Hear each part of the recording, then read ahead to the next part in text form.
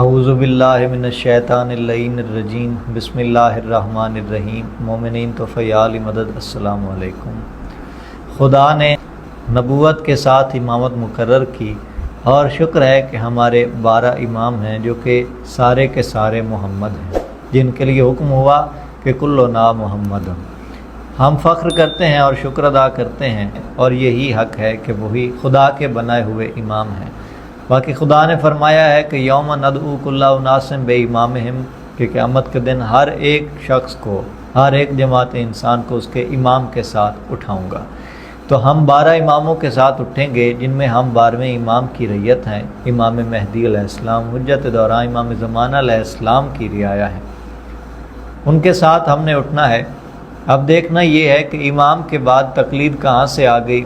کیا خدا نے امامت کے ساتھ تقلید کو مخصوص کیا تھا یا پھر یہ لوگوں کی اپنی اختراع ہے؟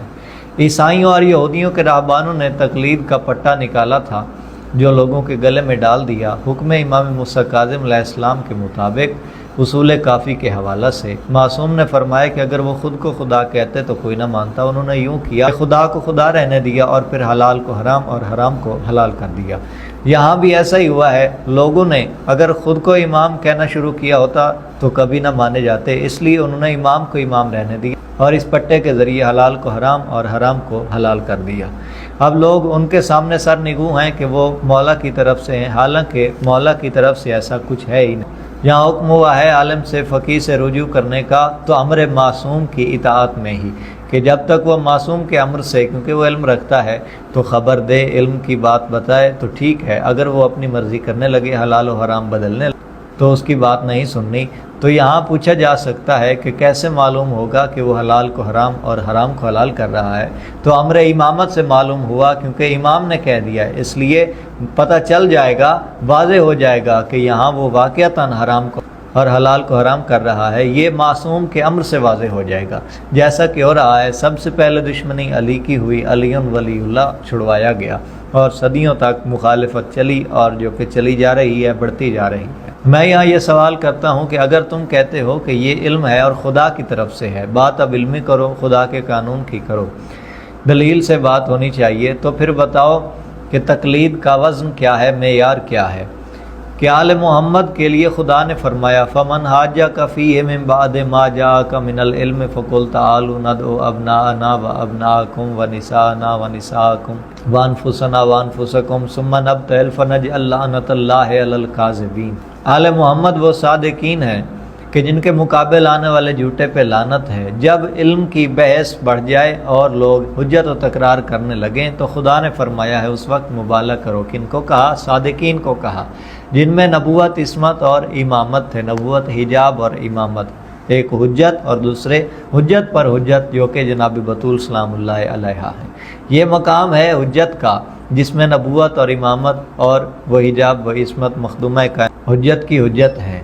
تو اب جب بات تقلید کی آئے گی، کسی معاملے پہ بحث چھڑے گی، کیا وہ صاحب تقلید، وہ مقلد جس کی تقلید کی جا رہی ہے، جس کے لاکھوں کروڑوں مقلدین ہیں، جب علم سے بات بڑھے گی تو کیا وہ مبالغہ کر سکتا ہے؟ نہیں کر سکتا، کیونکہ وہ عصمت سے مخصوص ہے، صادقین سے مخصوص ہے۔ تو جب خدا نے صادقین اور حجت مقرر کر دیے، معصوم کا معنی کیا ہے؟ کہ جس سے خطا نہیں ہوتی، جو دین میں خطا کر ہی نہیں سکتا، جس کے دین پہنچانے میں خطا نہیں ہے، کوئی کمی نہیں ہے، جس میں کوئی عیب نہیں ہے۔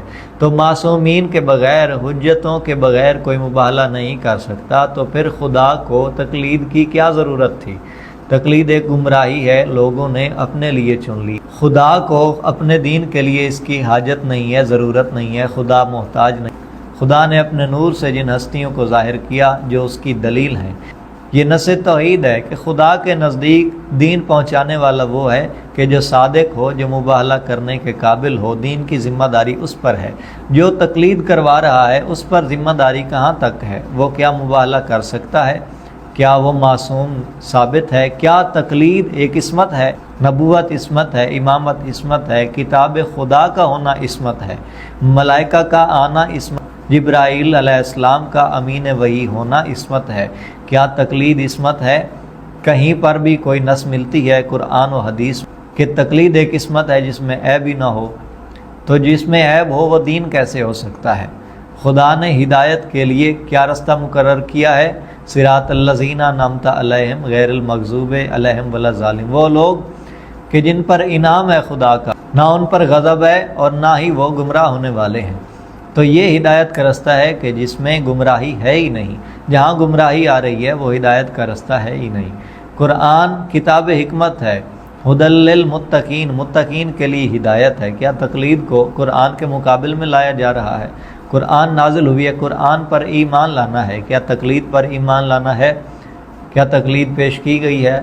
3 ولی ہیں، اللہ، رسول اور امیر المومنین، اپنی اولاد میں سے احمد طاہرین کے ساتھ۔ کیا تقلید کہیں پر ہے؟ قرآن گمراہ کرتا ہے اس کو کہ جو ہدایت کے قابل نہیں ہوتا۔ تقلید خود بھی گمراہ کر سکتی ہے۔ قرآن میں عیب نہیں ہے، تقلید میں عیب ہے۔ اسی طرح حدیث میں عیب نہیں ہے، تقلید میں عیب ہے۔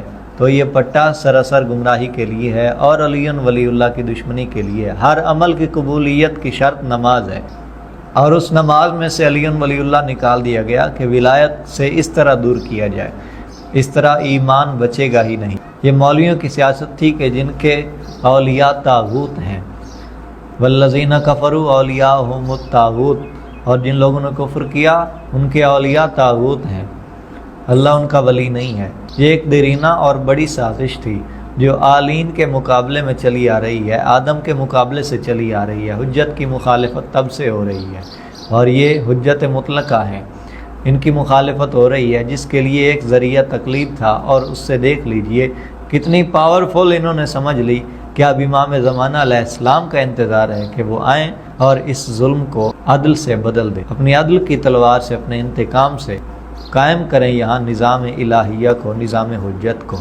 یہ تقلید وہ ہے کہ جس سے امام زمانہ علیہ السلام نے انتقام لینا ہے۔ امام زمانہ علیہ السلام تقلید سے بھی منتقم ہے ولایت کے باب میں، کہ اس نے ولایت کا قتل کیا، ولایت کو شہید کیا ہے، اس پر ظلم کیا ہے۔ لاؤ اسی ایک آیت کا جواب۔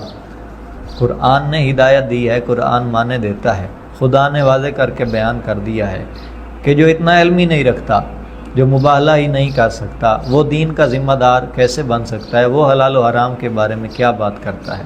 وہ عقیدے میں بول ہی کہاں سکتا؟ فرو تو پھر عقیدے کے بعد۔ والسلام یا علی مدد۔